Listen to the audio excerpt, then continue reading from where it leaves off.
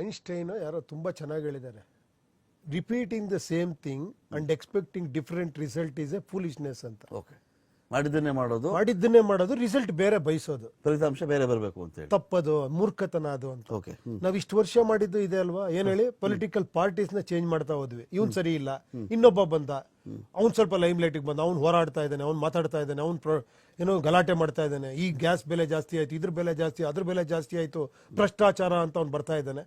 ಓ ಇವ್ನು ಬೆಟ್ರು ಅಂತ ಇವ್ನು ಓಟ್ ಹಾಕಿದ್ವಿ. ನೆಕ್ಸ್ಟ್ ಇನ್ನೊಬ್ಬ ಬಂದ ವಾಸಬಾ, ಇವನು ಭ್ರಷ್ಟಾಚಾರಿ, ಅವನು ಭ್ರಷ್ಟಾಚಾರಿ, ನಮ್ಮನ್ನ ಕಳಿಸಿ ಅಲ್ಲಿಗೆ, ನಾನ್ ಕರೆಕ್ಟ್ ಆಗಿ ಮಾಡ್ತೀನಿ, ನಾನು ಕರೆಕ್ಟ್ ಆಡಳಿತ ಕೊಡ್ತೀನಿ, ಇವನಿಗೆ ಎಲೆಕ್ಟ್ ಮಾಡ್ರಿ, ಮತ್ತೆ ಇವನು ಭ್ರಷ್ಟಾಚಾರಿ ಅಂತ ಮತ್ತೆ ಇನ್ನೊಂದು ಮತ್ತೆ ಅಲಿಗೇಷನ್ ಬಂತು. ಏನಾಗ್ತಾ ಇದೆ ಅಲ್ಲಿ? ಯಾಕೆ ಯಾರೊಬ್ರು ಕೂಡ ಈ ಟ್ಯಾಕ್ಸ್ ಮನಿ ಬಗ್ಗೆ ಮಾತಾಡ್ತಿಲ್ಲ, ಪಾರದರ್ಶಕತೆ ಬಗ್ಗೆ ಯಾಕೆ ಮಾತಾಡ್ತಾ ಇಲ್ಲ, ಕರಪ್ಷನ್ ಬಗ್ಗೆ ಯಾಕೆ ಮಾತಾಡ್ತಾ ಇಲ್ಲ? ಕರಪ್ಷನ್ ನಾವು ಹೋರಾಟ ಮಾಡ್ತೀವಿ, ತೆಗೆದು ಬಿಡ್ತೀವಿ ಅದನ್ನೇ ಅಂತಿದ್ದಾರೆ. ನೀವು ಯಾಕೆ ಇದನ್ನು ಓಪನ್ ಆಗಿ ಇಡ್ತಾ ಇಲ್ಲ? ಯಾಕೊಂದು SOP ಮಾಡ್ತಾ ಇಲ್ಲ? ರೈಟ್ ಟು ರೀಕಾಲ್ ತರಬೇಕು ನೀವು, ಕರಪ್ಷನ್ ಅಳಿಸ್ಬೇಕು ಅಂದ್ರೆ. ಕರಪ್ಷನ್ ಹೆಂಗೆ ಕಂಟ್ರೋಲ್ ಮಾಡ್ತೀರಾ ಹೇಳಿ? ನನ್ನ ಒಂದು ಲೀಡರ್ ಆಗಿ ಮಾಡ್ತೀರಾ ನೀವು? ನಾನು ನಾಳೆ ತಪ್ಪು ಮಾಡ್ರೆ ನನ್ನ ಕೆಳಗೆ ಇಳಿಸುವಂತ ಪರಿಸ್ಥಿತಿ ನೀವು ಸಂವಿಧಾನದಲ್ಲಿ ತರಬೇಕು. ಅದು ಕರಪ್ಷನ್ಗೆ ಕಂಟ್ರೋಲಿಂಗ್ ಮೆಜರ್. ಅದನ್ನ ಯಾಕೆ ಮಾಡ್ತಾ ಇಲ್ಲ ನೀವು? ನಾವು ಮಹದೇವಪುರದಿಂದ highest tax payer citizen sir. ನಾನು ವಿಜಯನಗರಲ್ಲಿ ಹುಟ್ಟು ಬೆಳೆದಿದ್ದು. ಇಲ್ಲಿಗೆ ನಾನು ಶಿಫ್ಟ್ ಆಗಿದ್ದು ಒಂದೇ ಕಾರಣದಿಂದ 4 ರಿಂದ 5 ಅವರ್ ಟ್ರಾವೆಲ್ ಜರ್ನಿ ಅವಾಯ್ಡ್ ಮಾಡೋದಕ್ಕೆ. ಇಲ್ಲಿ ಬಂದರೆ ಜಸ್ಟ್ 3 ಕಿಲೋಮೀಟ್ರ್ ಓಡಾಡೋದಕ್ಕೆ ನನಗೆ 2 ಅವರ್ ಬೇಕು. ಟ್ಯಾಕ್ಸಿ ಬುಕ್ ಮಾಡಿದ್ರೆ ಟ್ಯಾಕ್ಸಿಗಳು ಬರೋದಿಲ್ಲ ಈ ರೋಡಿಗೆ, ಬಿಕಾಸ್ ಈ ರೋಡಲ್ಲಿ ರಾಜಕಾಲುವೆಗಳು ಎಲ್ಲ ಯಾವುದು ಕನೆಕ್ಟಿವಿಟಿ ಇಲ್ಲ, ಮತ್ತು ಇದು ರೋಡ್ ಸೈಡ್ ಡ್ರೈನ್ಸ್ ಕೂಡ ಯಾವುದು ಕನೆಕ್ಟಿವಿಟಿ ಇಲ್ಲ. ನೀವು ರೋಡ್ ಕನ್ಸ್ಟ್ರಕ್ಷನ್ ನೋಡಿದ್ರೆ ಕೂಡ ಪೂರ್ತಿ ರೋಡು ಪಾಟ್ ಹೋಲ್ ಇದೆ.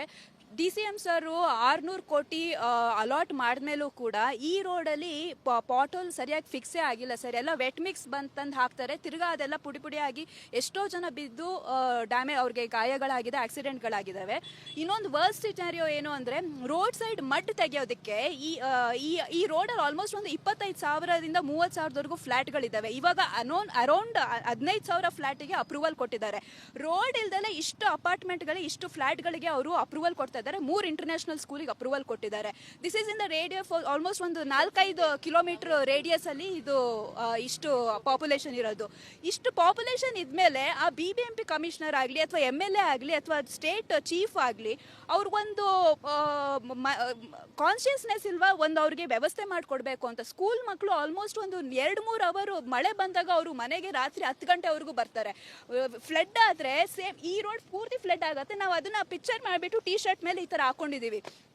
ಸೊ ನಾವು ಅದರಿಂದ ಕೇಳ್ತಾ ಇರೋದು, ಅವ್ರಿಗೆ ಒಂದು infrastructure, basic infrastructure IT silicon valley ಕೊಡೋಕ್ಕಾಗೋದಿಲ್ಲ ಅಂದರೆ ಟ್ಯಾಕ್ಸ್ ಅವ್ರು ವಾಪಸ್ ಕೊಟ್ಟರೆ ನಮ್ಮ ರೋಡಲ್ಲಿ ಕೊಡೋ ಅಂಥ ಟ್ಯಾಕ್ಸ್ಗೆಲ್ಲ ನಾವು ಕ್ರೌಡ್ ಫಂಡ್ ಮಾಡಿ ಅದರಲ್ಲೇ ನಾವು ನಮ್ಮ ಇನ್ಫ್ರಾಸ್ಟ್ರಕ್ಚರ್ ಕಟ್ಸ್ಕೊಳ್ಳೋ ಅಷ್ಟು ದುಡ್ಡು ಸಿಗುತ್ತೆ.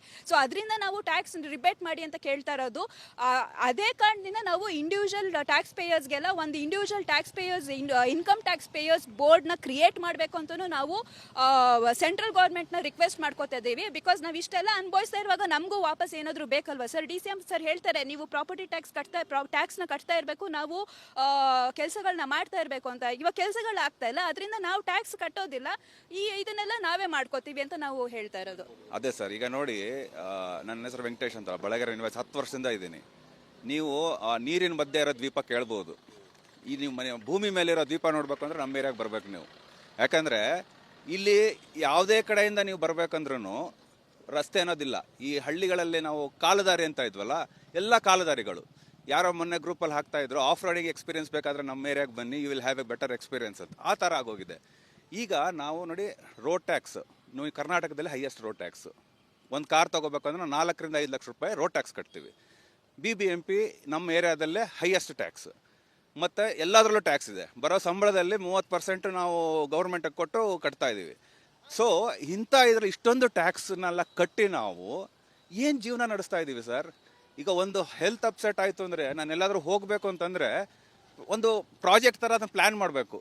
ನಾನು ವಾಟ್ಸಪ್ ಗ್ರೂಪಲ್ಲಿ ಹಾಕಬೇಕು, ಟೆಲಿಗ್ರಾಮ್ ಗ್ರೂಪಲ್ಲಿ ಹಾಕಬೇಕು, how is the road, how is the traffic ಅಂತ ಮಾಡಿಬಿಟ್ಟು then will have to go. ಯಾಕಂದರೆ ಆಟೋಮೆಟಿಕ್ ಟ್ರಾಫಿಕ್ ಸ್ಲೋ ಆಗುತ್ತೆ ನಿಮಗೆ.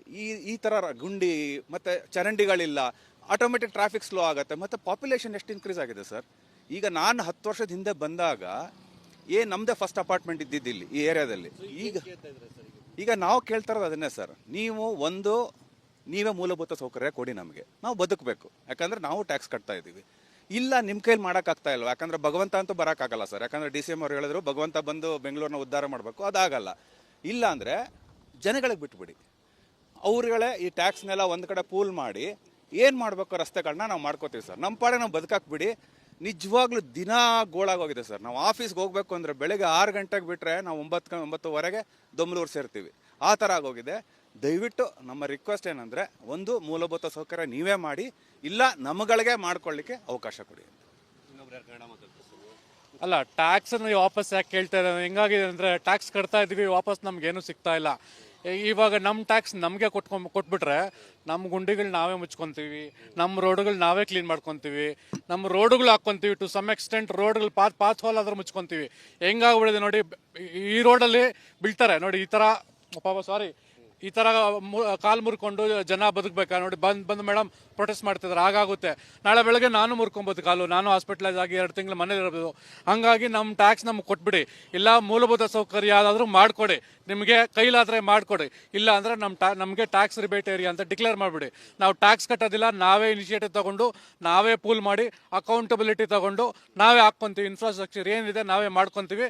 ನಮಗೆ ಟ್ಯಾಕ್ಸ್ ರಿಬೇಟ್ ಕೊಟ್ಬಿಡಿ, ನಾವು ಮಾಡ್ಕೊತೀವಿ ಅಷ್ಟೇ ಸರ್.